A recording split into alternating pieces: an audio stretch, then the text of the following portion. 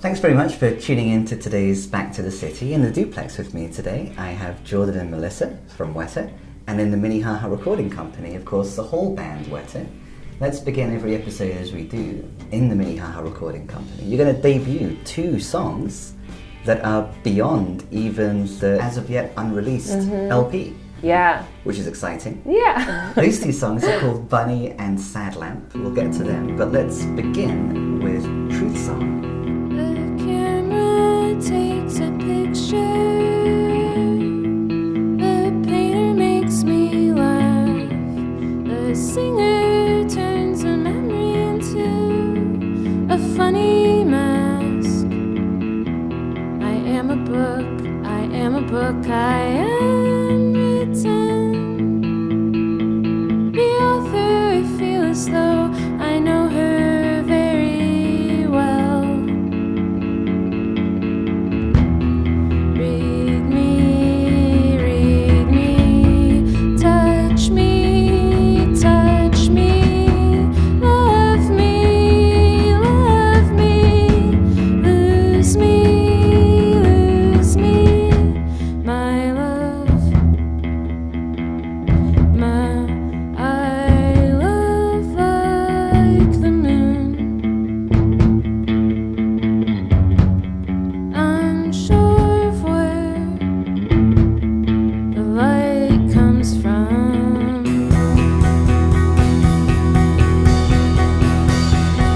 When I was 17, I had a friend.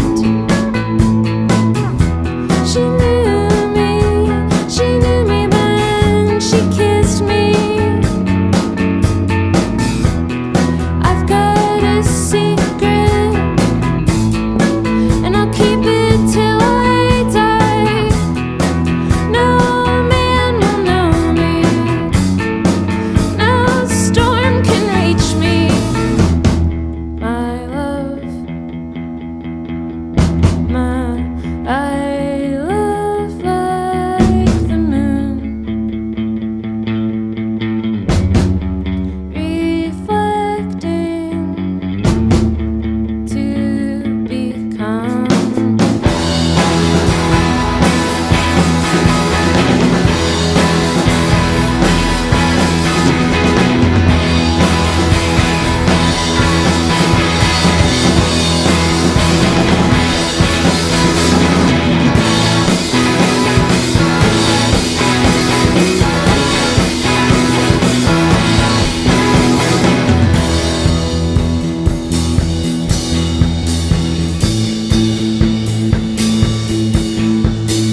How can you try to tell the truth if you can't even name what's standing right in front of you? And how can you try to tell the truth if you can't even name what's standing in between us? And how can you try to tell the truth if you can't even name the elephant in the room? And how can you try the elephant in the room?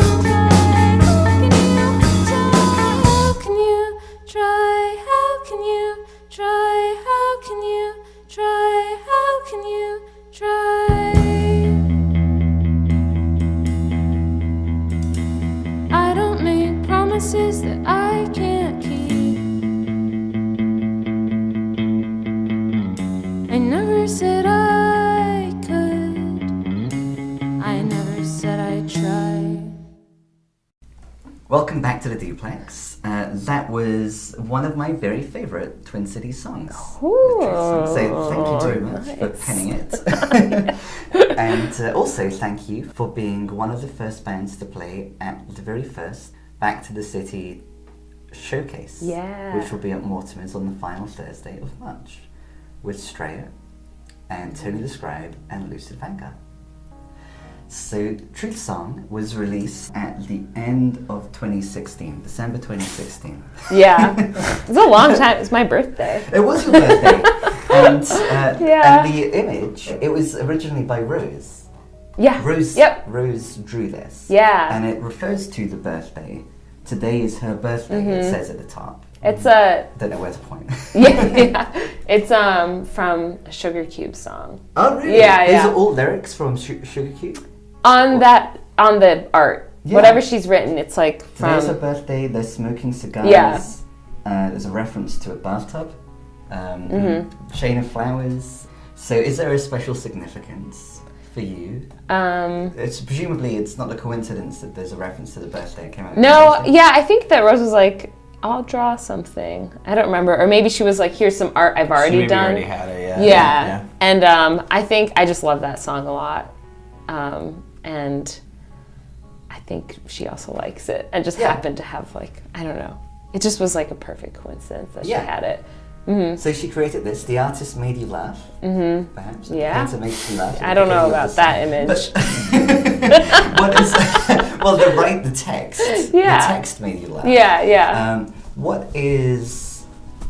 When Rose sketched this, was it intended for Truth Song?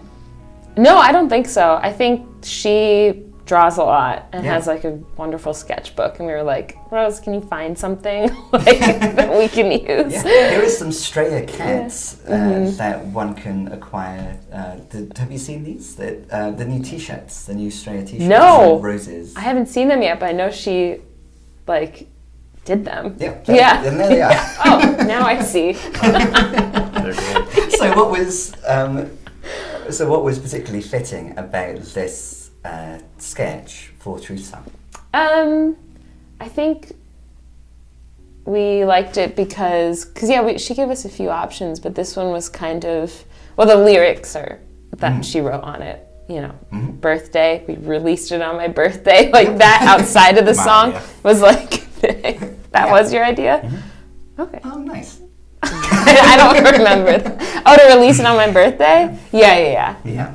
And That's an Easter egg. We're counting I think that's an Easter egg. A special bit of WETTER inside knowledge. Yeah, I just need to chime in when I can because I really am not going to have anything else just about we got lots to say. Yeah, That was my idea. Yeah.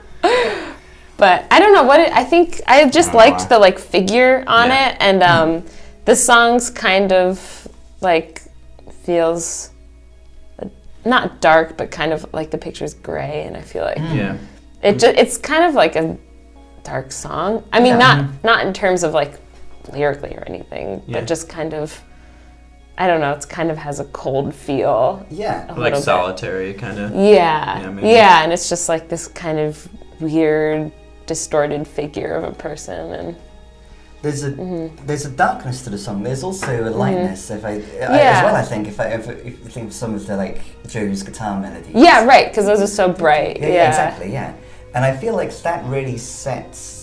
Was that the second WETTER song to be released? Then was Winter Song on the compilation first.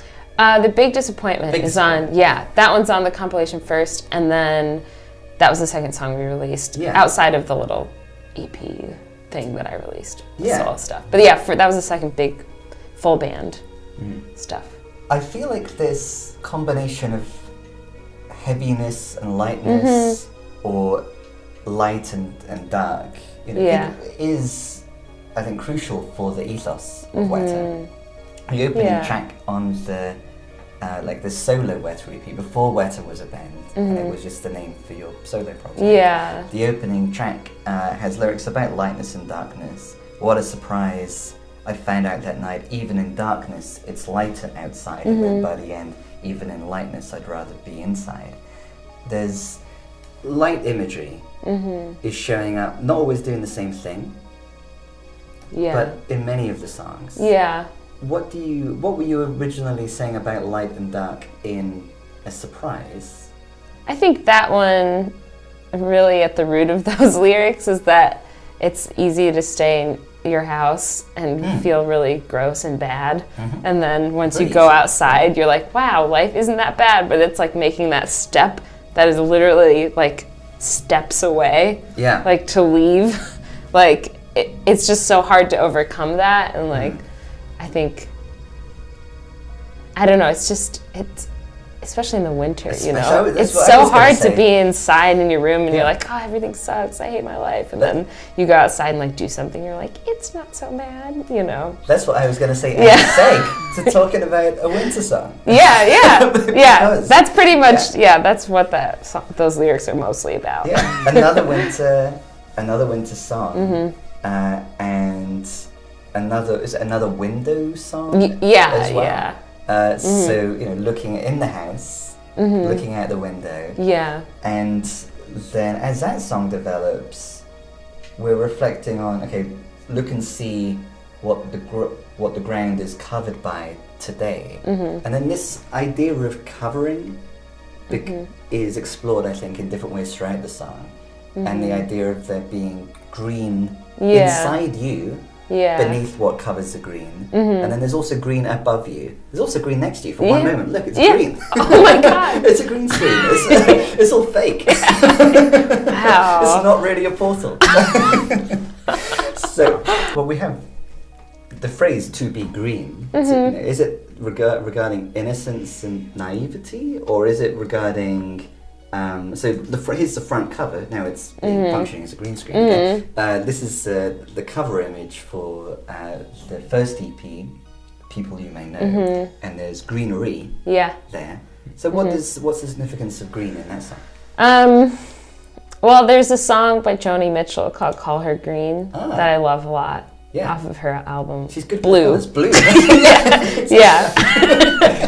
Wow. And switched up a little bit. yeah, I think I was listening to that album like a ton when I wrote that song, like all the time. Yeah. And I like that.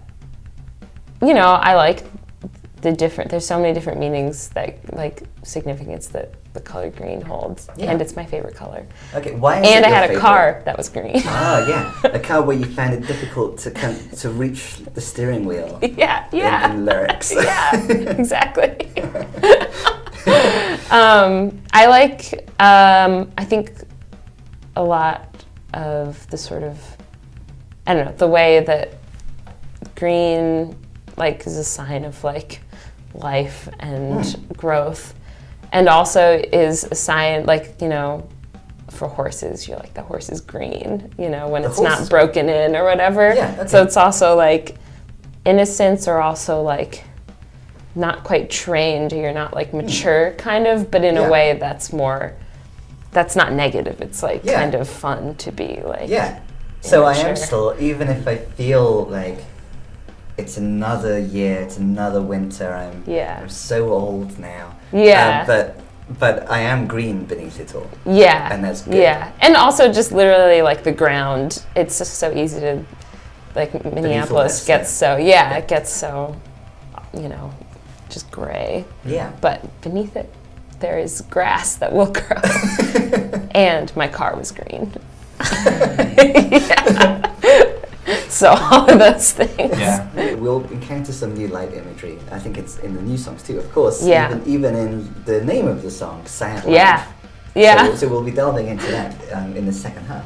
The reflections on the internal and the external. It's initially introduced in the song Surprise and in Winter Song, where we're inside, we're thinking about what's truly inside us, and we're trying to get outside of us to some extent, and the house, quite literally. I feel I'm missing half the world is a lyric in Stray or Stray Dog. Like that specific idea of like thinking about what's external, how perceptive is one being about what's external? Is it a problem that if I'm not noticing things, I don't know that I'm not noticing things. So that seems to come up at various points in different songs. Yeah. Is that the conscious thing? Yeah, I think so. Yeah. Because I think it's just hard to think outside of your own kind of environment. Yeah. Which ends up being for me because I stay inside a lot. During, whether it's home or the library. Yeah, right. Yeah, it's like, it's so hard to just get outside of that headspace when you're just yeah, like indoors. And I think a lot of these songs I did write in the winter, so they happen to be about, like, I do like to leave the house a lot, you know, but like, I don't just stay. Twisted. But I love the outdoors. But also it's like, I love it, but it's kind of self-sabotaging sometimes when you're like, I'm going to stay inside, you know. And I do that all the time, you know. And I you think write songs. That's how you're so prolific. Yes, I just stay inside. Yeah. Jordan and I think that Melissa's prolific. Yeah. Thanks. Probably not. So this is another feature, I think, the seasonal awareness. So another winter song.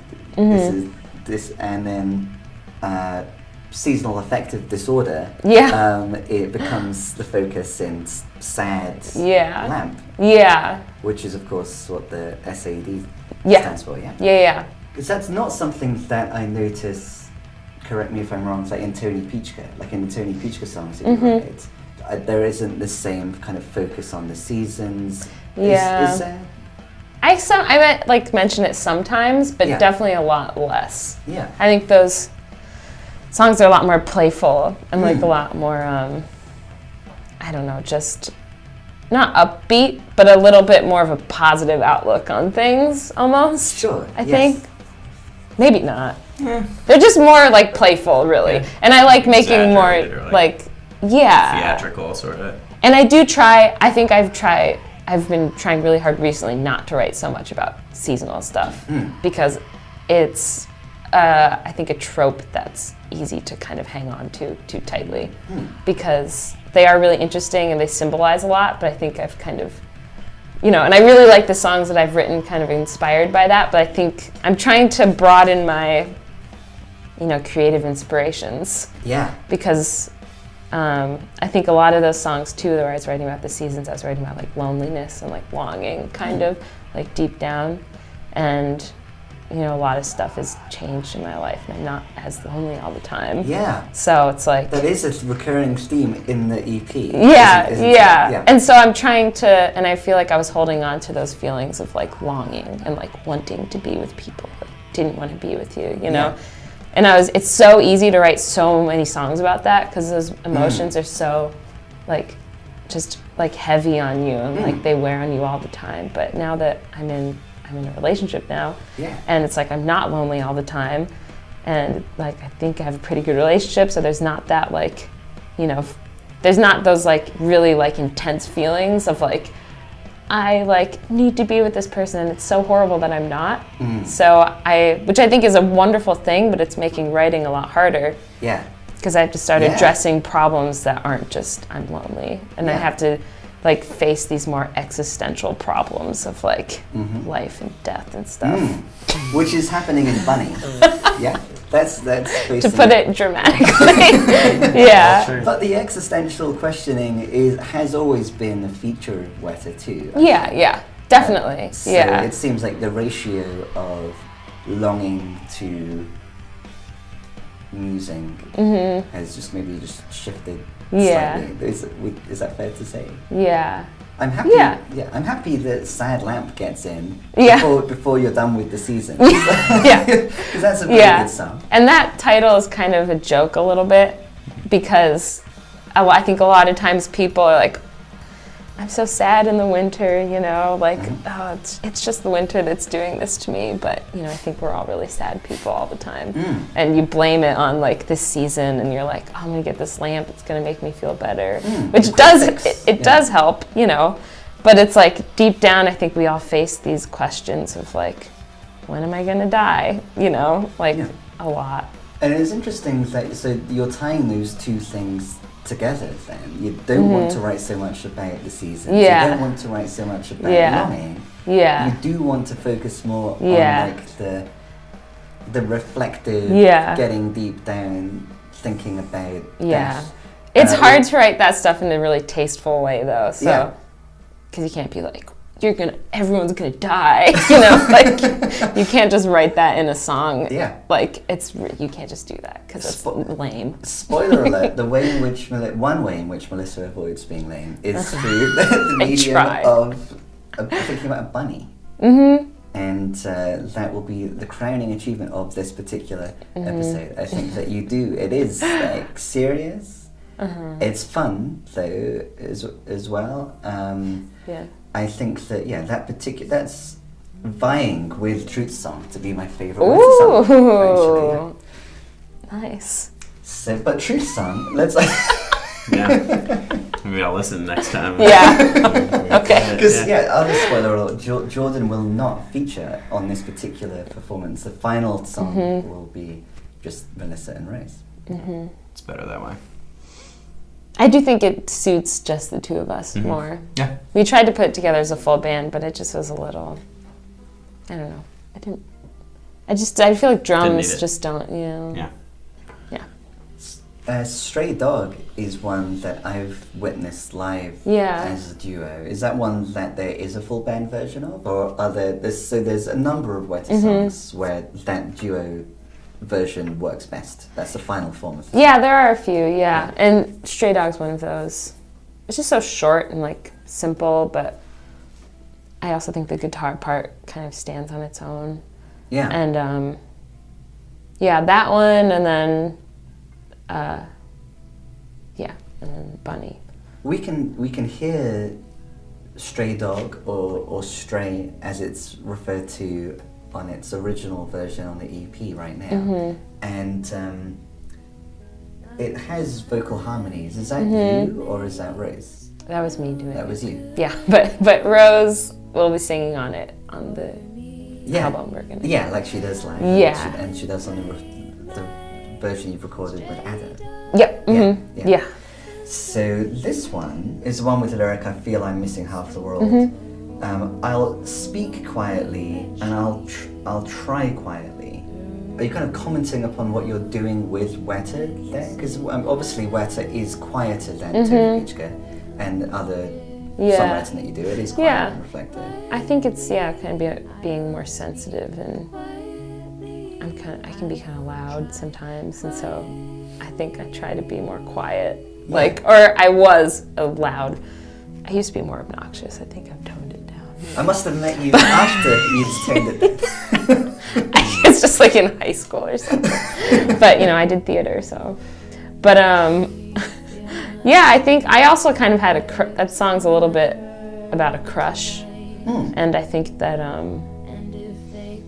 trying to be honest and quiet and subtle with your feelings is kind of part of that. Part of this that particular crush at the time? Yeah, because and it's like I was shy, and like one of the things I'll do if I like someone is like be like never allow silence, or like never allow like moments of like be like have to always keep talking, which I guess I do in it all the time. But I think something to be said for it. Yeah, and I think that was kind of part of it. Like, I'll try to speak more honestly and like speak quietly and not try to like overpower conversations and stuff like that. Yeah, that was definitely just like a crush song. It's not. I don't know if that really comes through. Yeah. But it. Turning to some of the lyrics, I can read it through that lens. But I think it's doing other things as well. It's not like just a crush song. Yeah. Like, I think it's better being called Stray or Stray Dog than crush song. Yeah, no. It would fit in a family of other songs. If it were called crush song. But I think some other features would be underplayed. Something that I really like about it is that if something does something quietly, then I will do something quietly. And then later on, if skin peels, if skin peels honestly, then I'll speak honestly. So there's thinking again about the internal and the external, and the reference to like the body and the external, like the skin. If the skin does this thing, and that's true and that's real, then I'll do this thing too. The natural world is like this. So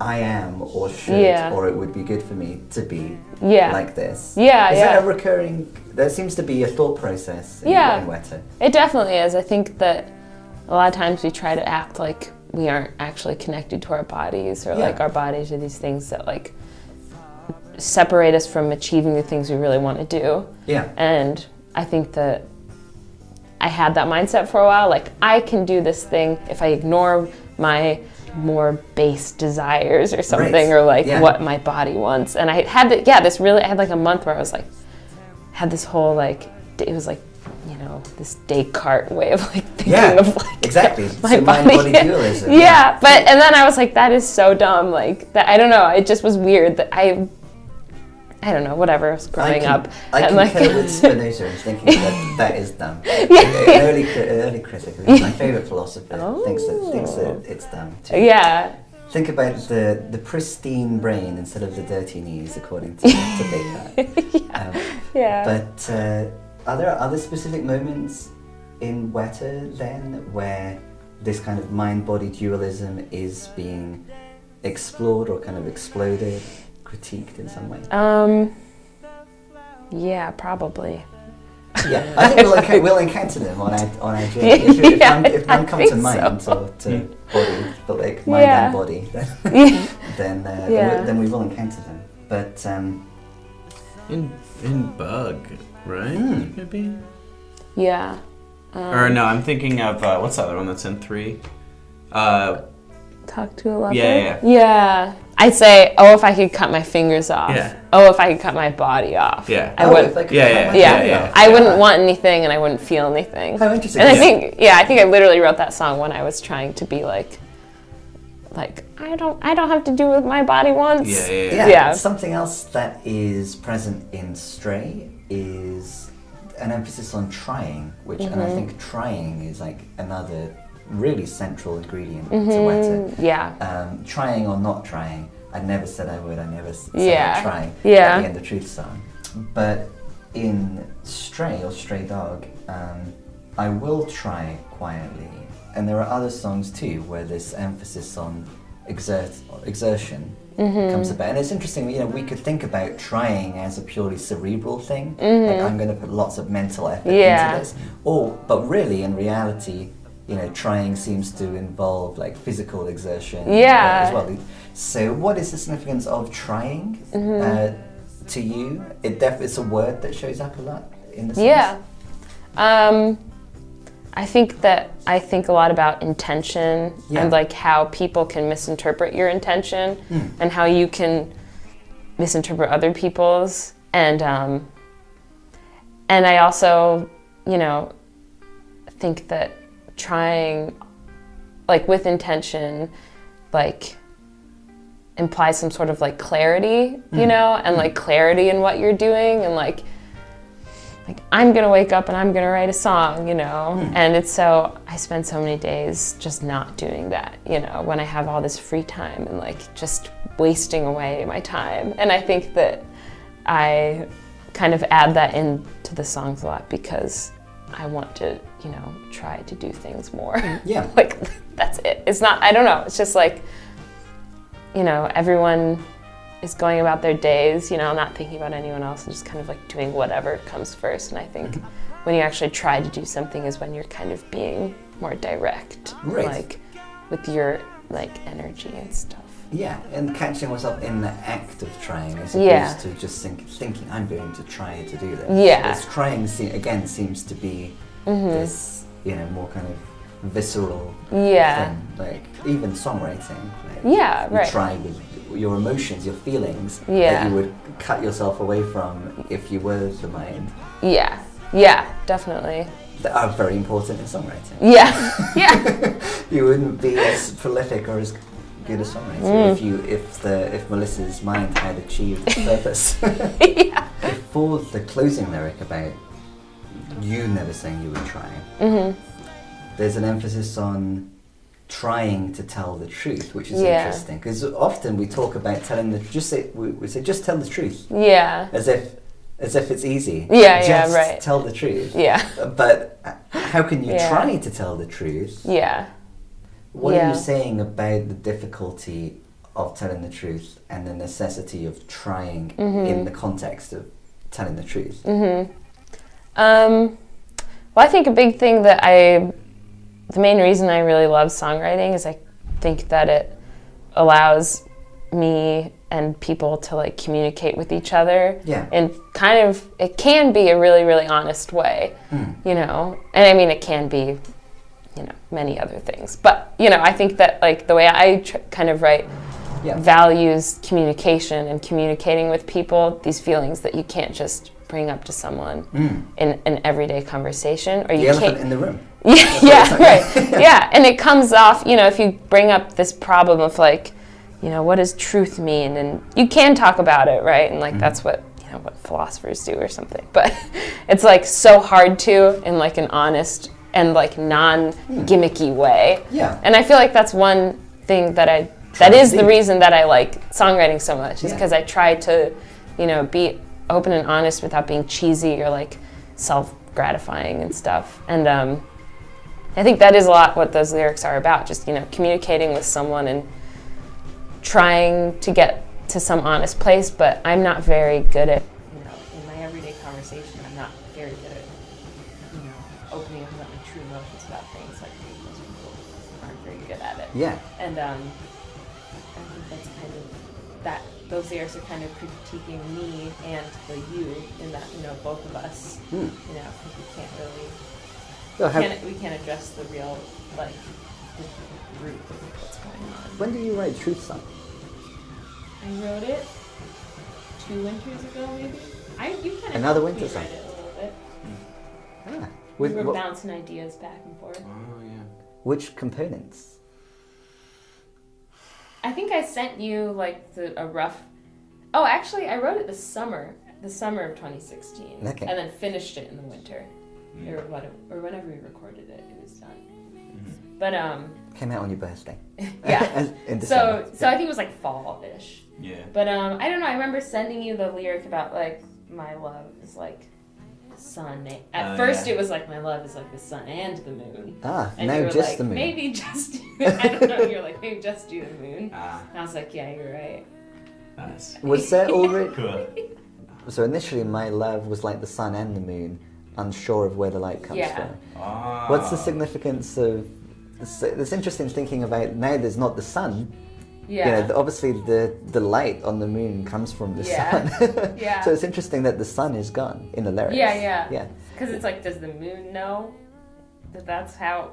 That's why. I mean... Are you empathizing with the moon there? Are you thinking, we don't know where our light comes from? Yeah. And what does that mean? Well, it kind of pairs up with the lyric later where it's like the reflecting to become. Oh, so like yeah. we as people wouldn't see the moon if it weren't for the light that goes on it. Okay. Yep.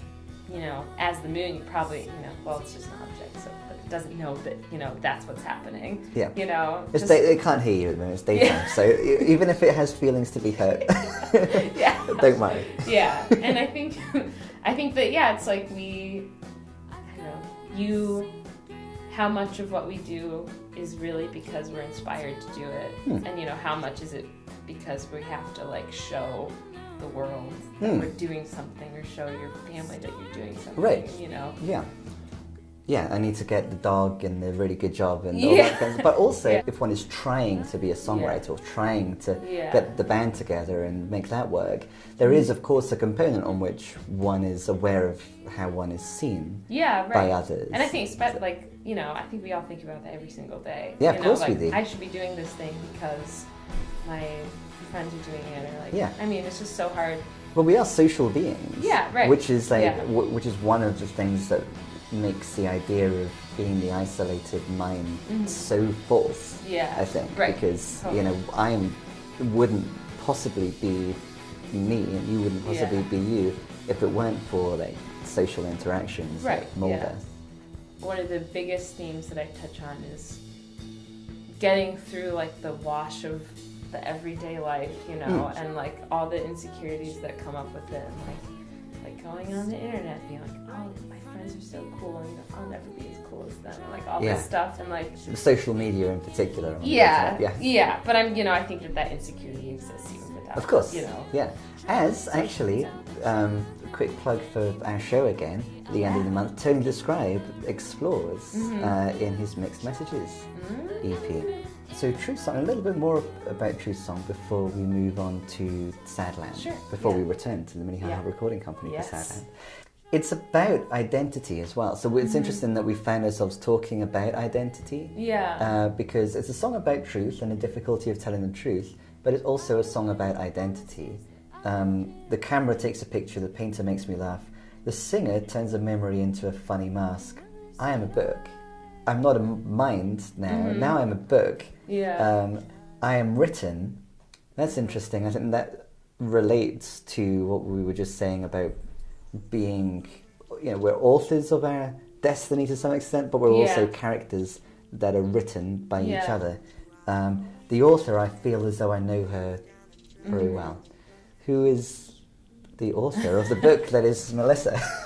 Oh my god.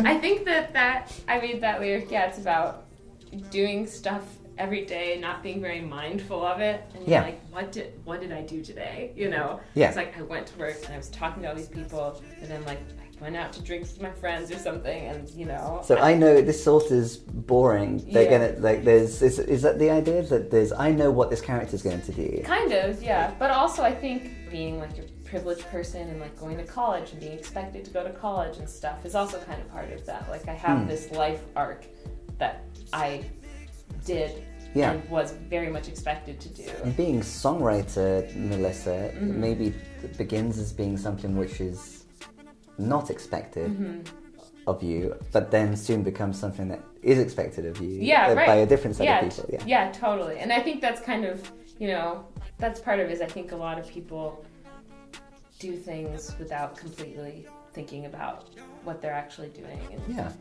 And I feel like that all the time, and I think kind of knowing the author very well is supposed to be kind of a joke. Like, of course it's me, but like, but like you're so far away from yourself all the time. Yeah. And you're so like far away from, just being mindful and intentional with your actions and, why am I going to college, Yeah, another possible reading of the author I know her very well. There could be like a female god. So I only kind of highlight that possibility because we will find ourselves being led by Bunny to reflect on the existence or non-existence of God before too long. Yeah, right. It can be, I don't really believe in fate, but there is sort of, I like to think there's some sort of like mysticism in life. And even if there's not, it's fun.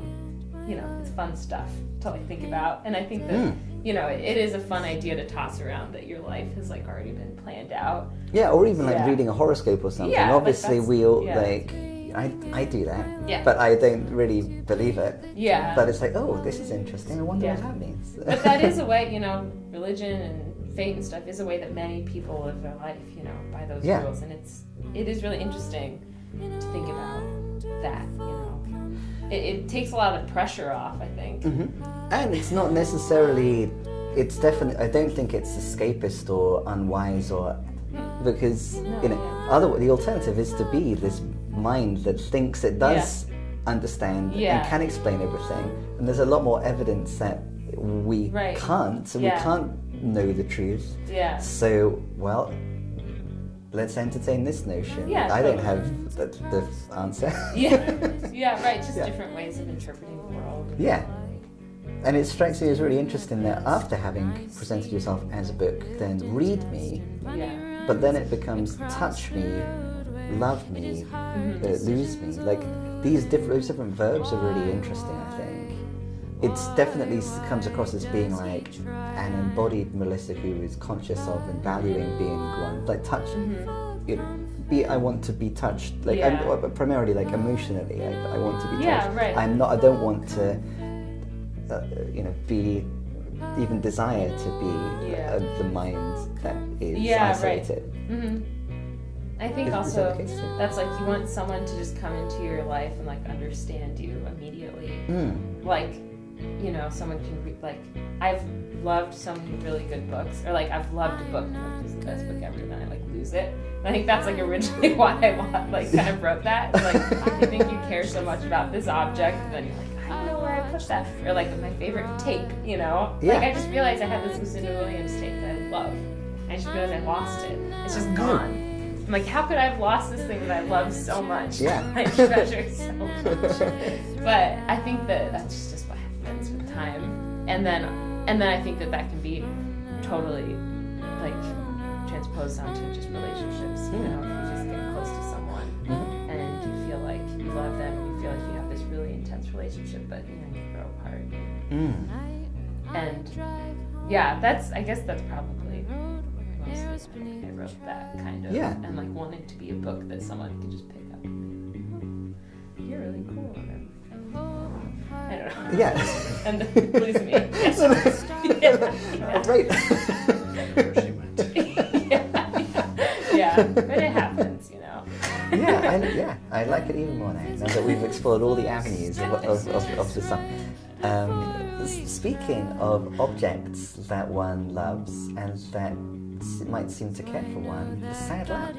The sad lamp is an object that we like and that on some level seems to care for us too, to help us through the winter.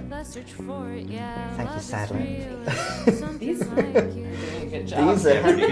These are extreme happy lamps. Yeah. I feel good. Something that I lost is my